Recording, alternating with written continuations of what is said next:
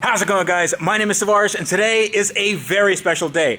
I get to drive one of my childhood dream cars, the Mitsubishi Lancer Evolution.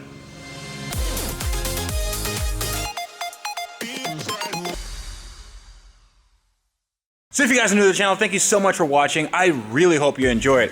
One of the things I love to do, other than working on cars and getting my hands dirty, is actually driving cars. And today is going to be a really special day because this car has been on my car bucket list for quite a long time. Now, this is not my car. I haven't bought it. I'm not renting it. This was actually given to me for a little bit of time by the guys at Prime Driven. And the reason why is because you can actually win this exact car. So the way the giveaway works is that every dollar you spend on their website, whether it's shirts or merch or mugs or whatever, that goes to a ticket to buy this car. And not only can you win this car, but you can win this car plus $5,000 cash.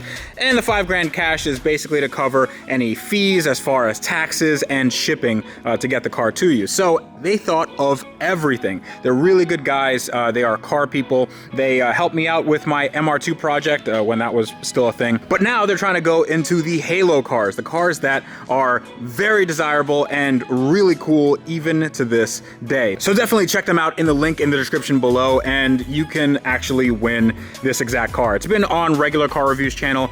He drove it around. Today I'm gonna drive this thing around, and it's just looking all kinds of nice. But for those of you that don't know about this car, this is a 2006 Mitsubishi Lancer Evolution, the Evo 9 MR, and MR stands for Mitsubishi Racing.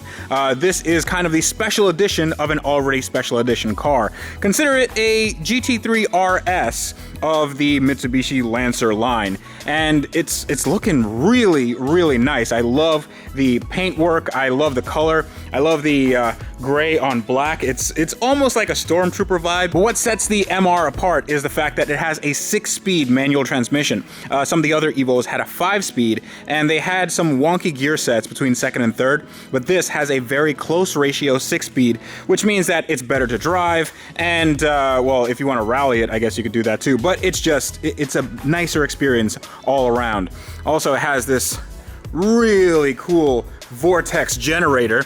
Generates all these vortices that go, I don't know how vortices work. This car comes with some aftermarket coilovers that you can lower to your heart's content. This is actually a really good ride height. It's not slammed or anything, and it doesn't rub. And the ride quality is quite nice, as you'll see in a little bit. In addition, this car comes with a really nice 3-inch aftermarket exhaust, which isn't too loud at all. I mean, 4 cylinders usually do drones sometimes, and this car just doesn't. And the engine is super peppy. Let me show you that right now. Another thing I love about this car is this exposed area right here. You can see the engine with that hard intake piping. This is an InGen intake, and it replaces all the plastic piping. So this is the heart of the beast. This is the 4G63 legendary engine. This is just as good as a 2JZ or SR20 or any other Japanese engine in the 90s. This thing made a ton of power, especially if you boosted it. Now this is the last iteration. This is the MyVec, basically variable valve timing system. And this actually helps with turbo lag and fuel economy, which means that not only is this car fast, but you're not gonna kill your bank account at the pump. Also, check out that front mount intercooler. No Evo should leave home without that. I am really digging these XXR wheels. I think they finish off the car very nicely. And these painted Brembo calipers look awesome with some brand new rotors, some drilled and slotted for her pleasure. And they finished it off with some Rally Armor mud flaps. Andrew from my second channel has some of those on his car, his Focus ST, and they look amazing there.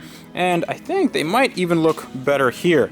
Give it that sort of aggressive rally look. Now this car is not a mullet where you have business in the front and party in the back. It's pretty much a party everywhere. But take a look at this wing. It has this carbon fiber section that looks really awesome. But this is a rear wiper. Why don't all cars have rear wipers? It's not like this is an SUV or something. Cars just need this.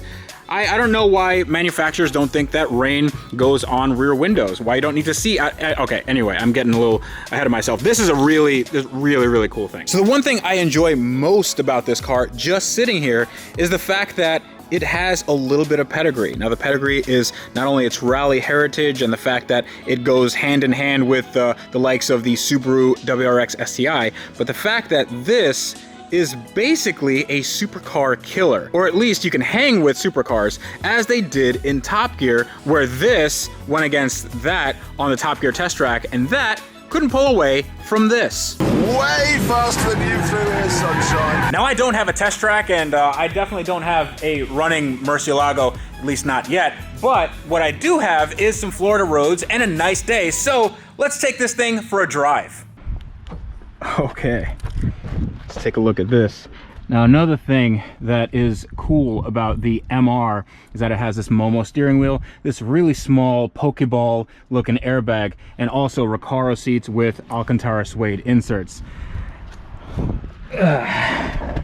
And in here, it looks basically like a Lancer, just a little bit hopped up. You have your gauge set right here. Not sure if you guys can see it, but everything is in red. And it has this nice looking Lancer gauge. And I assume that changes if the car is suddenly not a Lancer. Down here, you have a voltmeter, you have a temperature in Celsius, and you also have a little turbo boost gauge, which is the furthest gauge away. And that's kind of a quirk and or feature. Hashtag Doug DeMuro. So let's see how she starts up. And ooh, real nice. So this car is equipped with an ACD. I'm not sure what the ACD stands for. I probably should have done a little bit of homework, but the ACD controls the center differential. Now it does not control how much power goes to the front and rear wheels. That is locked at 50-50, but the ACD, if you press it, right here you can see tarmac, gravel, and snow, and you can switch between them. And what the ACD does is it changes the engagement of that clutch. So on tarmac, it gives you the most limited slipness, and if you go down to snow, it just makes sure that everything is locked so you can get the most traction available. All right, let's put our seat belts on.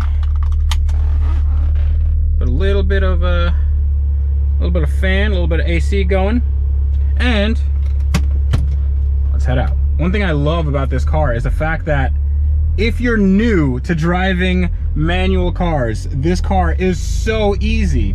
You just let off the clutch, give it a little bit of gas, and it's super duper easy. I mean, on a scale of 1 to 10, it's probably about a 1 or a 2.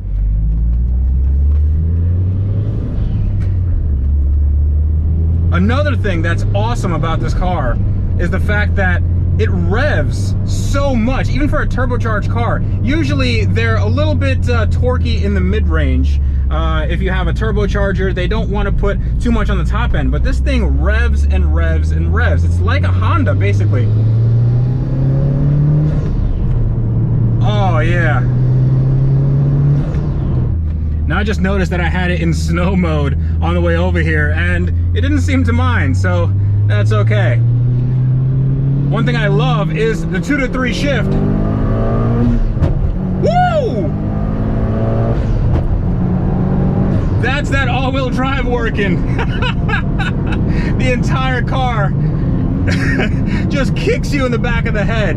You throw it into this turn, and it just does it all day.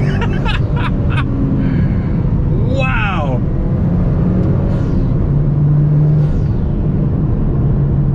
I think we are just gonna pass this guy.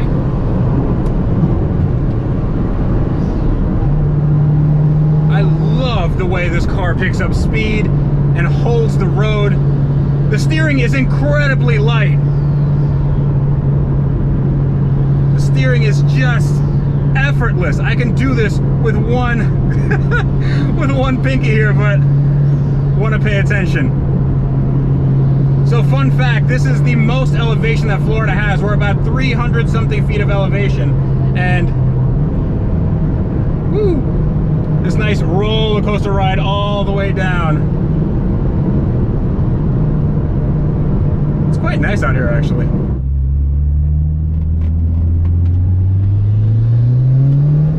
What I love is how flat this thing corners.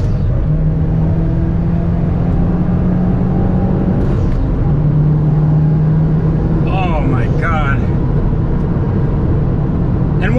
bumps, it's not crashing into anything. It's firm, but still very pliable.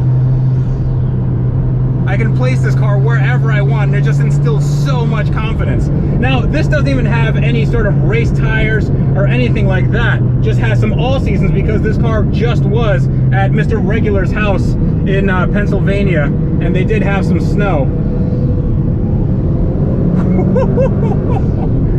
This is the perfect car to do this sort of thing. The all-wheel drive just lets you play a little bit. For a giveaway car, this thing is one hell of a drive.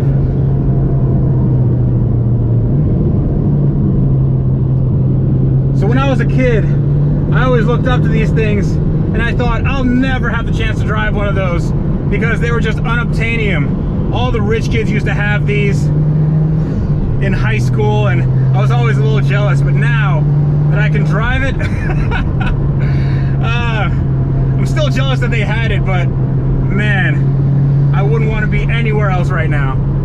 And I can see why this thing kept up with the likes of a Lamborghini. It is so nimble, it feels incredibly light. It's like it's telepathic. I know I don't want to sound too Top Gear-y here, but I'm just thinking about where I'm going to put the car, and a car just does it. And this was made back in '06. So this car is already 13 years old. While it doesn't drive 100% like a brand new car, it still is one of the best bargains, one of the best performance bargains and handling bargains that you can get anywhere. So a little while ago, I drove a Honda Civic Type R, a brand new one. And to be honest, I didn't have as much fun as I'm having in this. It was a great car, but I felt that it would be even better with all-wheel drive. It would be even better with a drivetrain that wasn't that front-wheel drive, honestly. And this is that car. If you're looking for a Honda Civic Type R, you can save 10 grand, get one of these. It'll look a little bit better in my opinion. It'll look a little bit more timeless, and it'll drive like nobody's business.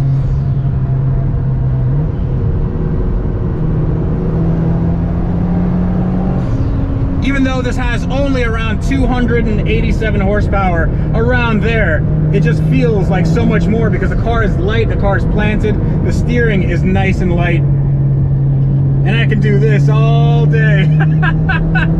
See, now the ground's getting a little more craggy, it's getting a little more potholed, and the car is just soaking it up fine. I'm not rattling my teeth out, and my spine's not coming out the top of my skull. It is a very livable car. You can daily this, well, every single day. It's definitely a dailyable, essentially supercar with this amount of handling and this amount of power. And I'm going for these ruts in the road, and it's no problem at all. I think you'll be able to hear it a little bit more if I open the window up. Hopefully you guys don't get too much wind noise, but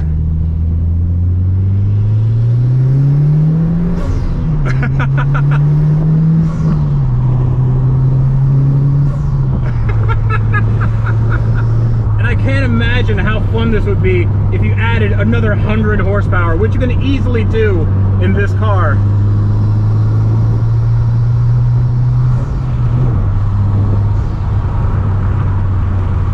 So I drove this car a few days ago back to back with my Lamborghini, and the Lamborghini just feels like it wants you dead, and it's also just really hard to drive. The clutch is so grabby and the steering is so heavy and you can't see anything. This is the polar opposite to that. It just feels like anybody can drive this car. I could put my grandmother in this car and she can do the same thing. It's so accessible, it's so usable, and it's so fun. But if any of you are looking into getting one of the best driving cars ever made in any era, this has to be on the top of your list. This has to be top 10 or top 5, because this is a bucket list car for sure. It really likes these big sweepers. It'll do technical bits too, but Florida doesn't have a ton of those. And it really does feel planted. My kidneys are in the passenger seat. Woo! All right. think it's time to end this video. Man, this is a good car. Ah, good car. So, final thoughts on this car. You can get one of these right now for anywhere between $15,000 and $30,000. These have gone up quite a bit in the last few years because people start realizing how good they really are. And it's one of those things where I'm not sure if they're gonna keep going up. They're gonna be like a Supra. So this is the last manual, no driver aids, no stability control, nothing like that. This is the real deal. Now, if you want to try to win this car, you can do so at the link in the description below. Thank you so much to Prime Driven for sending this car out to me. They are not sponsoring this video at all. I was not paid to say this. I'm not getting a cut of anything. They just wanted me to check out their awesome car and tell you what I think. And what I think is, I really sort of want one of these things. These are amazing. So if it were my money, I would just buy the best one that I could, the one that has not necessarily the least amount of miles, but the one that's been taken care of the best. Something like this. So that's gonna be it for today's episode. This was a Sunday drive. We can actually call it that if you want. Let me know if you want to do more of these in the future. I certainly had a lot of fun doing it. But we will be doing more build videos coming up tomorrow, because that's when we start the Lamborghini build and finish off all my other builds or whatever's in progress. I do have a lot of those. So stay tuned for that. But until next time, this is me reminding you guys that on cars like these, that are amazing drivers and actually don't really need anything at all that you can win, you guys need a wrench every day.